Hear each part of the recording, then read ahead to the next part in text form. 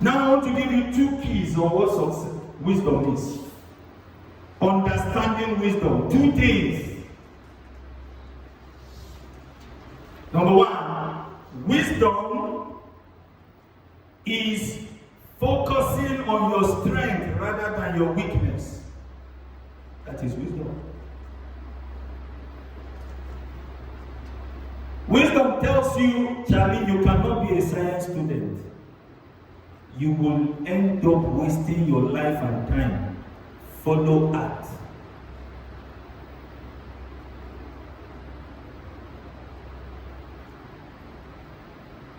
Wisdom is focusing on your strength rather than your weakness. I know a guy, mason work, I can do it. Tiling, I can do it, Pastor. Painting, I can do it. Everything he wants to do. But James chapter 1 verse 8 tells us, a double-minded man is unstable in all his ways. You want to focus on your weakness, you want to focus on your strength, you will be confused. I've met in my few time on earth, I've met people who want to do everything. They want to start a church, they want to run an NGO, they want to do business, they want to be an estate guru, they want to be everything, and they have not become one.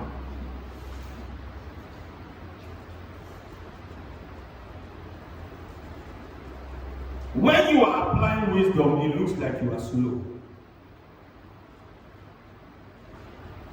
When you are applying wisdom, it looks like your mate have left you. Everybody has gone. You are still there. What am I waiting for? Wisdom. Because those running, many are running on the wings of ignorance. Where are you strong? Where is the area that you know that I am strong here, I am weak here? Build your strength. And demolish your weakness. No one can make a success out of life by focusing only on his or her weakness. No one.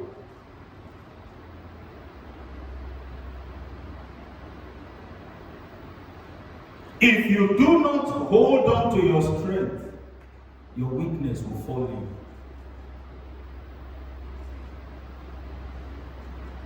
I think what I'm doing is not selling.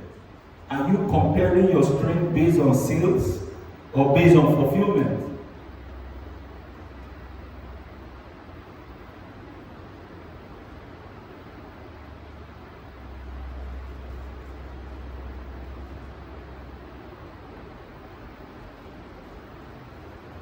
No man can make a success out of life by focusing only on his or her weakness.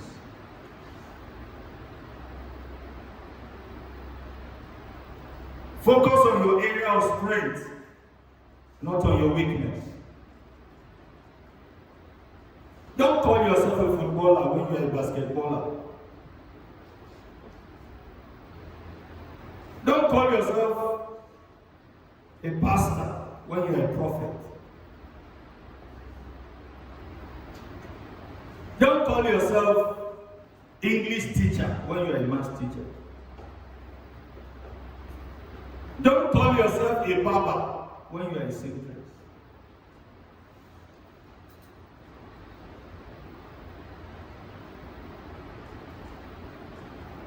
We struggle because we don't spend time on our strength. We are frustrated because we are not spending time on our strength. We are weak because we are not spending time on our strength. We are poor Because we are not spending time on our strength. We are confused because we are not spending time on our strength. We think time is going because we are not spending time on our strength. We think we are aging because we are not spending time on our strength. If you truly know that what you are doing is what you should be doing, you will never be frustrated. Except if you are not sure. What frustrates people is uncertainty. I'm not certain. If you know that what you are doing is what you should be doing with your life, there will be no room for frustration. Even when they pay you to get frustrated, you will not be frustrated.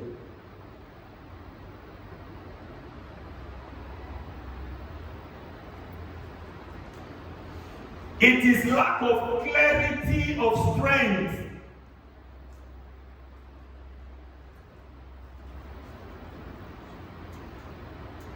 that many people are frustrated.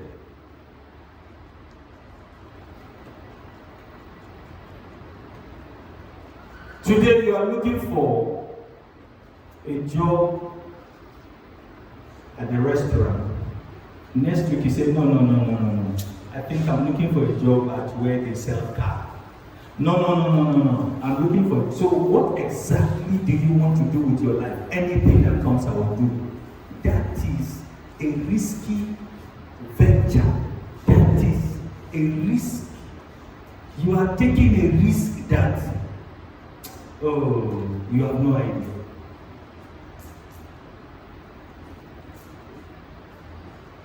I have heard pastors criticize men of God who don't work. I still stay focused. He said, I should be at the place of prayer. I should not work. I am not called to be among those that should work as pastors. There are some that are meant to work, and some are meant to be watchmen. Because if you are not careful, you hear people talk based on their dealings with God. It will drive you out of your dealing with God, and you will embrace a foreign idea of God that is not what you know about God. If you want to be anointed, go on dry fasting for 40 days. That only applies to you. That is your dealing with God. Mine may not be 40. Mine may not even be fasting. Mine may be purity.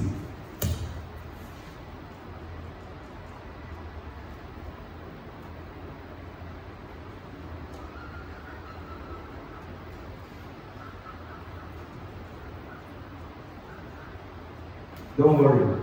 I didn't start with it. I won't finish with it.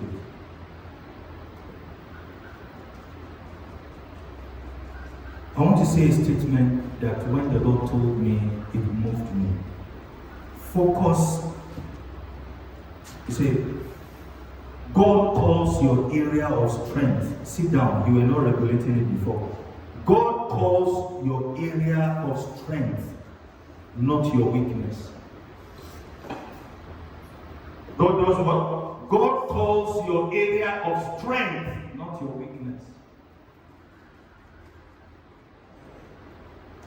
If God is going to call you, He's not going to say, hey, Michael, you fornicator. Hey, King Pan, you drunkard.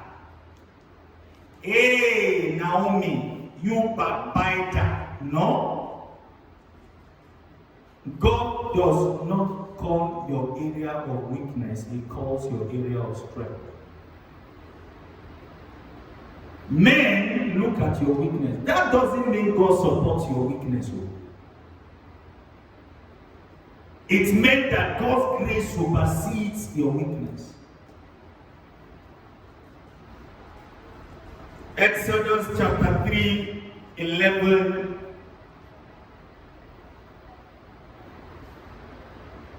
and 12.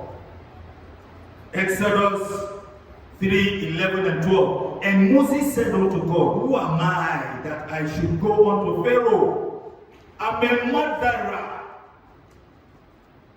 My name is on the street, on the pillar in Egypt, that I am a murderer. Who am I that I should go to Pharaoh? That I should bring forth the children of Israel out of Egypt? Me? God, you are joking. God was looking at Moses' area of strength. Moses was looking at his own area of weakness. Why do you want to ordain him a pastor? Did you do investigation? The person you want to ordain a pastor, have you done a background check? I give you that responsibility. Go and wait for me. Since your ministry is the ministry of background check, you go ahead and do that. I am partnering with God to make Saul Paul, to make Moses a leader, to make Rahab a covenant woman. Am I against background check? No. You do it since it's your calling. Not all of you that will be ordained in this house will have support from people. Because they think they know you, but they don't know the grace of God that can change the person.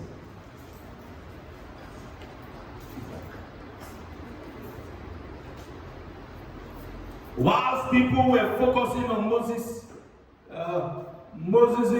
weaknesses and shortcomings, and he's being a murderer, and God is seeing a leader in a killer.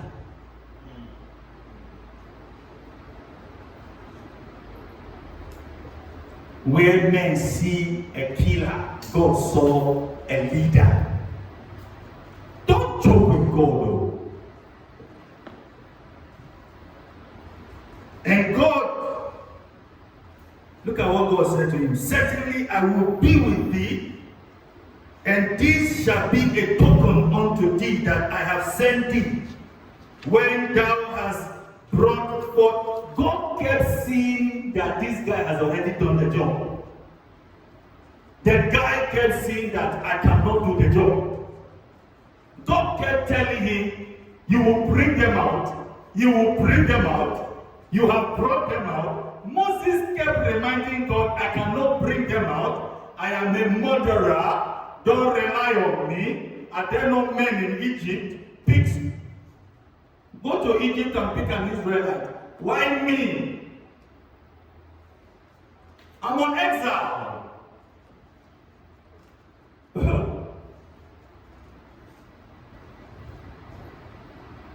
I have sent thee. I have sent thee. What is I have sent thee and I will send you? What's the difference? One is past. One is past. I have sent you. That job you are running from, you have already done it in my calendar. Okay. That thing you don't want to do, in my plan for your life, you have even finished it and I've awarded you. I have come in the volume of the book that was written on me. The script cannot be changed. It was ordained that I will ordain the people I am ordaining. This morning while I was typing the letter for Pastor-elect, I said, thank God I am not typing a full biography. Yeah, I was excited. I asked him to go to the studio and take a picture. Thank God it was not a funeral picture. What will happen here on the 16th of April?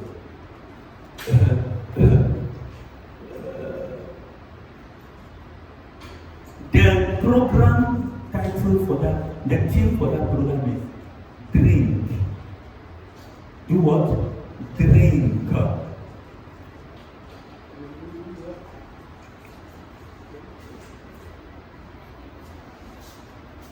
The man you want to kill will kill you.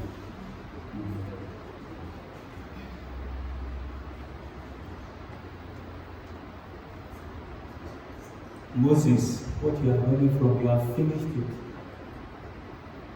And in my plan, I know you won't get to the promised land. That one I will not tell you. But for bringing them out, you will do it. Exodus 4, verse 10 and 12. After God has given him this encouragement, it was as though the guy did not hear God. Verse 3, he complained. God encouraged him. Verse 4 verse 10. And Moses said unto the Lord, Oh my Lord, I am not eloquent. I can't talk. I'm a stammerer. Before I tell Moses, Pharaoh, they would have cut my head.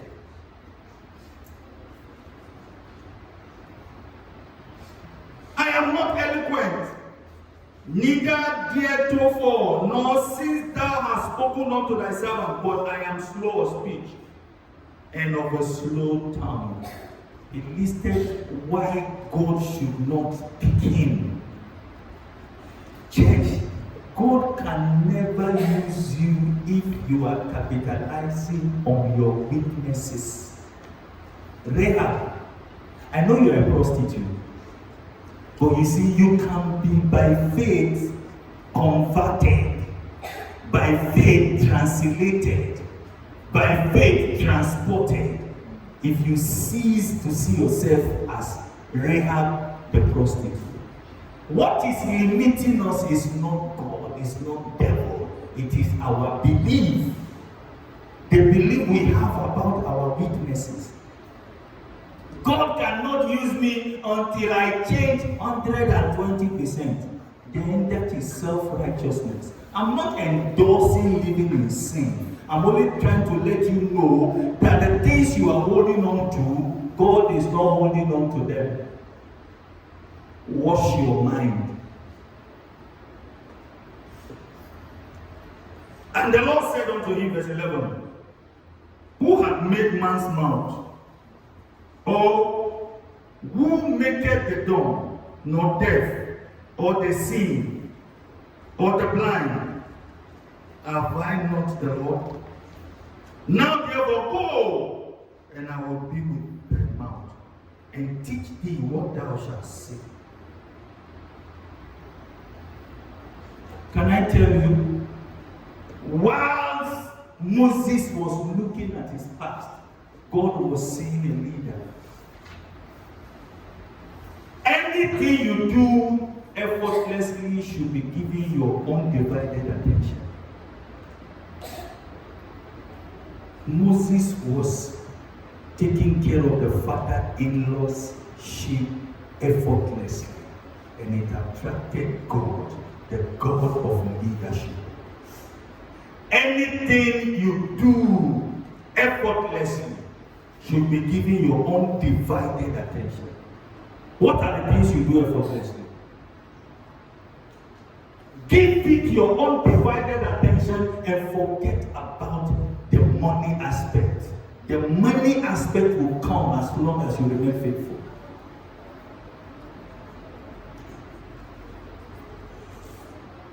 Years ago, one of the leaders here, I'm going to work. You go and you are frustrated. What I was just praying to, I said, may the Lord pick you. May the Lord pick you. Then when you see this person, the person is like a brewa. Your strength is what God is looking for, not your weakness.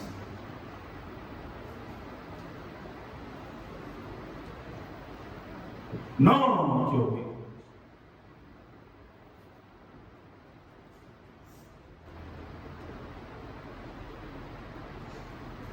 Lord, I cannot go. No, you have already gone, cry. You have finished the job. The day God called me as a pastor, I cried like a baby because I didn't know what lies ahead of me. And guess what? All my fears came to pass. God didn't take it away. He saw me through them. All the things I feared when God called me into ministry, they all came to pass. But He saw me through them. The fear of what will I eat?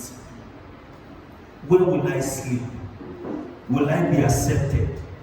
They all came to us. The fear of rejection, loneliness, heartbreak, they all came to us.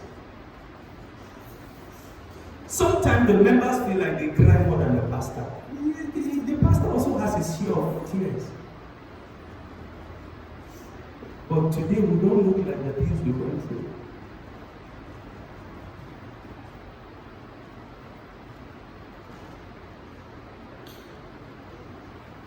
Don't measure on your deficiency, measure on your efficiency.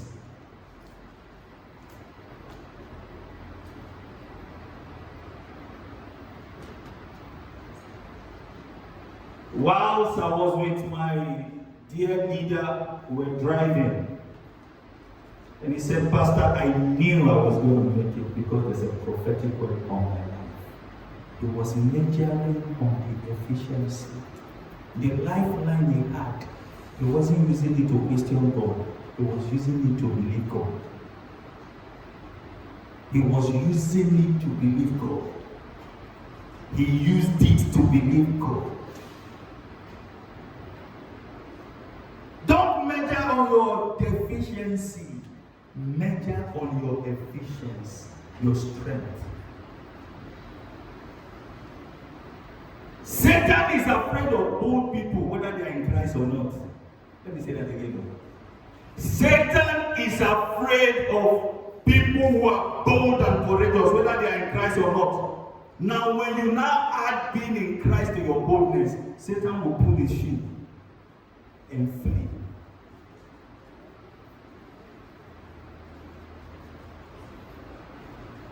I heard a story about late Archbishop Benson, the also of blessed memory. They sent Amraba to go and shoot him. So he was in his sight, like where they were doing their building project, and the men came. We are here to kill you. He said, wait for me, I'm coming. So when he was done with what was inside, where are those guys who came to kill me? They were cracking their gun, he was walking towards the gun. Where are they? So we are sorry, sir. They asked us to come and kill him. They all dropped their gun and ran away. When you couple Christ plus your courage, you become threat to the enemy. Don't look for trouble, but when trouble comes looking for you, tell trouble that you are not cheap. Sometimes I am very gentle. I apply gentility at the place of prayer. Sometimes I am crazy. Sometimes when I'm on the highway, like my highway where cars are passing, I raise my voice like a madman. Nobody can hear me because the cars are shouting. I love it.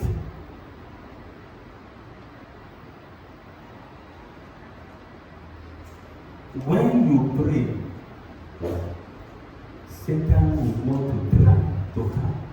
When you don't pray, he will still try to come. So pray.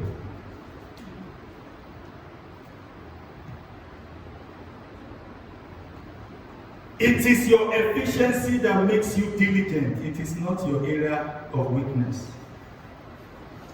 When they say that the gift of a man bringing him before king, it is not your deficiency that brings you before king. It is your strength. Number two, the final thing I want to share with you right now, understanding wisdom.